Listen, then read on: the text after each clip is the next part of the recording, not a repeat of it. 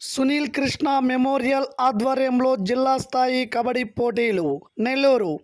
సునీల్ కృష్ణ జ్ఞాపకార్థంగా అనీఫ్ మరియు అతని మిత్ర బృందం ఆధ్వర్యంలో నెల్లూరు నగరంలోని ఏసీ సుబ్బారెడ్డి స్టేడియంలో జిల్లా స్థాయి కబడ్డీ పోటీలను సోమవారం ఘనంగా ప్రారంభించారు. ఈ కార్యక్రమానికి ముఖ్య అతిథిగా అడిషనల్ డీఎస్పీ రాజారావు పాల్గొని కృష్ణ చిత్రపటానికి శ్రద్ధాంజలి ఘటించారు. అనంతరం జ్యోతిని వెలిగించి నెల్లూరు జిల్లా స్థాయి కబడ్డీ పోటీలను ప్రారంభించారు. ఈ సందర్భంగా డీఎస్పీ రాజారావు మాట్లాడుతూ, డిగ్రీ చదువుతూ ఫైనల్ ఇయర్లో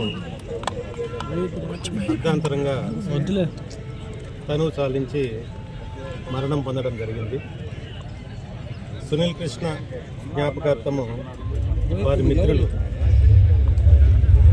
హనీఫ్ మరియు వారి మిత్ర బృందము ప్రతి సంవత్సరము నెల్లూరు టౌన్లో నెల్లూరు జిల్లా కబడ్డీ టీమ్స్ అందరినీ పిలిపించుకొని సంవత్సరానికి ఒకసారి సునీల్ కృష్ణ మెమోరియల్ కబడ్డీ టోర్నమెంట్ నిర్వహించడం జరుగుతూ ఉంది.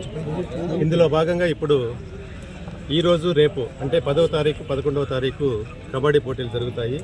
ఇందులో 4 పూల్స్, ఏ టీం, ఏ పూలు, బి పూలు, సి పూలు, డి పూలు.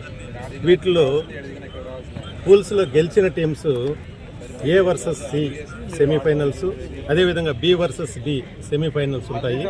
ఆ తర్వాత సెమీఫైనల్స్లో గెలిచిన టీముల్ని ఫైనల్ మ్యాచ్ ఆడిస్తారు. అందులో గెలుపొందిన వారికి మొదటి బహుమతిగా 35,000, రెండవ బహుమతిగా 25,000, మూడవ బహుమతి 20,000, నాలుగవ బహుమతి 15,000 ఇవ్వడం జరుగుతుంది. అదేవిధంగా బెస్ట్ విన్నర్స్ టీంకి గేర్ సైకిళ్ళు, అదేవిధంగా రన్నర్స్ టీంకి కూడా గేర్ సైకిల్ బహుమతిగా ఇవ్వడం జరుగుతూ ఉంది.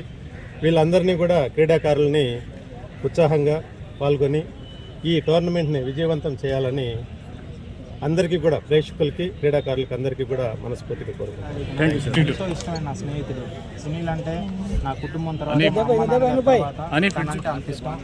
కానీ ఈరోజు తను లేకపోవడం, నెల్లూరులో కానీ ఈ రాష్ట్రంలో కానీ నేను ఎక్కడికి వెళ్ళినా సరే, గత 5 సంవత్సరాల పరిచయం, నేను ఎక్కడికి వెళ్ళినా తన జ్ఞాపకాలు ఈ రోజుకి గుర్తు చేసుకుంటూ బాధపడుతున్నాను.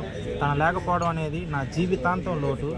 మా అమ్మగారు, నాన్నగారు, మా అన్నగారు ఎవరైతే ఉన్నారో వాళ్ళ తర్వాత ఎవరు అంటే నేను ధైర్యంగా తన పేరు చెప్పగలను. తను లేకపోవడం చాలా బాధాకరం. తన పేరు మీద నేను చేయగలిగింది, నేను కబడ్డీ ప్లేయర్ అవడంతో నాకు తెలిసిన ఆట ప్రతి సంవత్సరం ఇలాగే టోర్నమెంట్ జరుపుతానని మనస్ఫూర్తిగా ఆల్రెడీ కోరుకున్నాను. ప్రతి ఒక్కరికి చెప్పాను ప్రతి సంవత్సరం. అలానే తను లేకపోవడం నిజంగా చాలా అంటే చాలా బాధ. ఎవరు దయచేసి స్నేహితుడు డబ్బు కోసమో లేదంటే రాజకీయం కోసమో ఇంకొకలానో ఎవరు చేసుకోవద్దు. స్నేహితుడు అంటే ఒక ధైర్యం, స్నేహితుడు అంటే ఒక నమ్మకం. ఆ నమ్మకం ఈ రోజుల్లో నాకు పోయింది అని నేను బలంగా నమ్ముతున్నాను. మంచి అనేది ఎక్కువ రోజులు ఉండదు, మంచి స్నేహం అనేది ఎక్కువ రోజులు ఉండదు అని నమ్మి ఈరోజు తను లేకపోవడం చాలా బాధాకరం. Thank you so much.